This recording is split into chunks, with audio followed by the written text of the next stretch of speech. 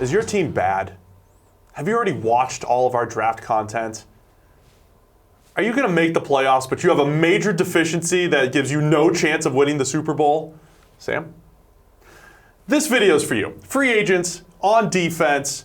Who's available? Never too early to look ahead to the 2019 free agent class. We've already done the offense on the YouTube channel here, so let's take a look at the defensive side of the ball. Starting at edge defender, Sam, where it's kind of a loaded class, much like the draft. There's a lot of good defensive linemen, and if these guys hit the open market, from Brandon Graham to Trey Flowers to D Ford, a loaded class at edge defender in free agency. Yeah, there really is. I think Brandon Graham headlines this group. He's been one of the best edge rushers in the NFL over the past few seasons, but because he doesn't get the sacks, Steve, doesn't get the sacks every year.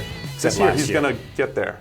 No. Okay. Because he doesn't get the sacks, he doesn't get the recognition he deserves. But this is a guy that is number 2 in PFF's edge defender rankings. He's got an overall PFF grade of 90.1. That represents the 3rd straight season he's been above 90 in our 0 to 100 scale. He is amongst the very best out there. Generates a ton of pressure, even if it doesn't always get home. Pressure's valuable, and also we have seen, despite Brandon Graham's inability to always get home, sacking the quarterback, pressures predict sacks better than sacks predict sacks. So Brandon Graham could be a guy who goes to the open market without a big sack total, who might, you might be able to get a little bit more on the cheap because maybe the NFL is still overvaluing sacks.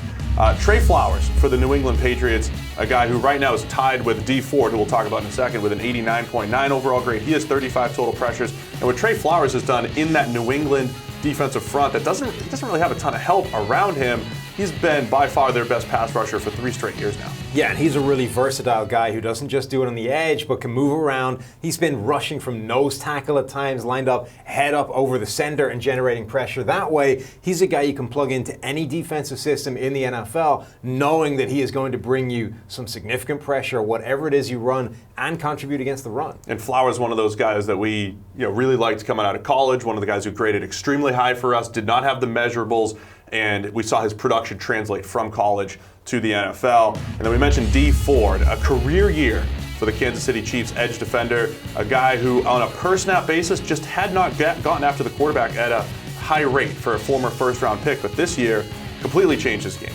Yeah, and this is the big gamble in this free agent class because for seasons upon seasons now, we've seen D Ford just never threaten to become the legitimate edge rusher that we thought he could be, or the Chiefs thought he could be when they drafted him in the first round. This is the year it's happened. He leads all edge defenders with 55 total pressures. That already exceeds his previous career best over a full season. He has become that devastating edge speed rusher around the outside, but it's in a contract year. So always risky. Can you bank on him repeating that going forward? Or is this the big gamble? If you're looking at D Ford, you look at maybe DeMarcus Lawrence in a contract year a couple years ago, Olivier Vernon in a contract year. All of those guys were spectacular when the money was on the line. DeMarcus Lawrence, though, has continued it so far this season.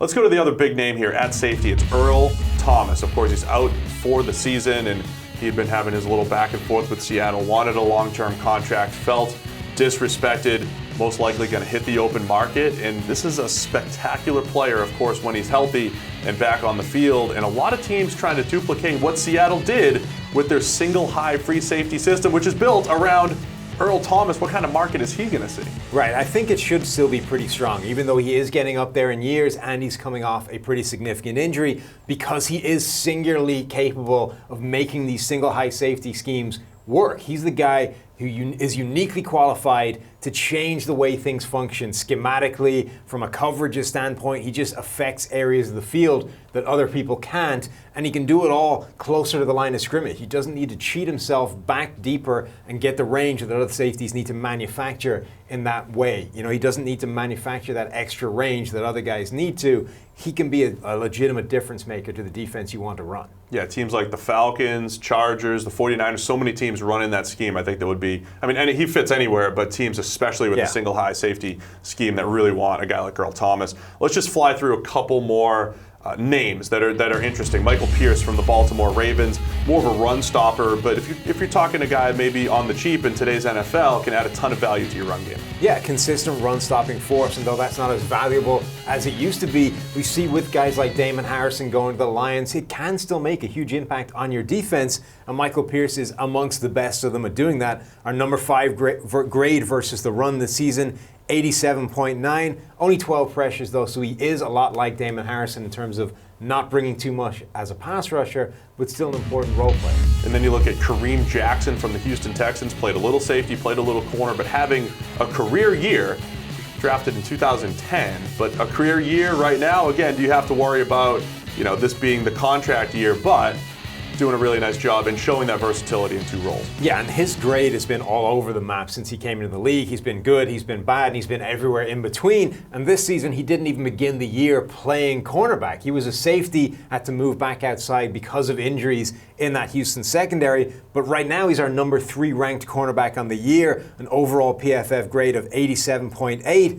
And he's yet to allow a touchdown catch or even a catch longer than 24 yards. That's impressive. This season. He's been absolutely fantastic. And then one other guy in the secondary to take note of, Bryce Callahan, not a big name with the Chicago Bears, but covers the slot. He covers the slot pretty well. And the more we've researched, the more important slot corner play is. It's tough to predict it year to year sometimes, but if you can find a guy that can at least slow down these really good NFL slot receivers, they're extremely valuable. Yeah, the Bears have quietly found themselves an entire secondary full of really quality players. They managed to retain a lot of the guys they had hitting free agency a year ago. It wouldn't surprise me if they tried to get Bryce Callahan back as well, because right now he has the best yards per coverage snap figure in the NFL from the slot. He's number 1 in being the least targeted slot cornerback in the league, and number 2 in terms of allowing catches from the slot. So this guy is basically as good as it gets right now in terms of slot coverage defenders. 2 interceptions, 4 pass breakups. This is a guy that could legitimately help out a different defense or is important to retain for the Bears. Yeah, so it's still early. A lot of these guys might get locked up, but it's an early look at some interesting names on the defensive side of the ball when it comes to free agency for next season.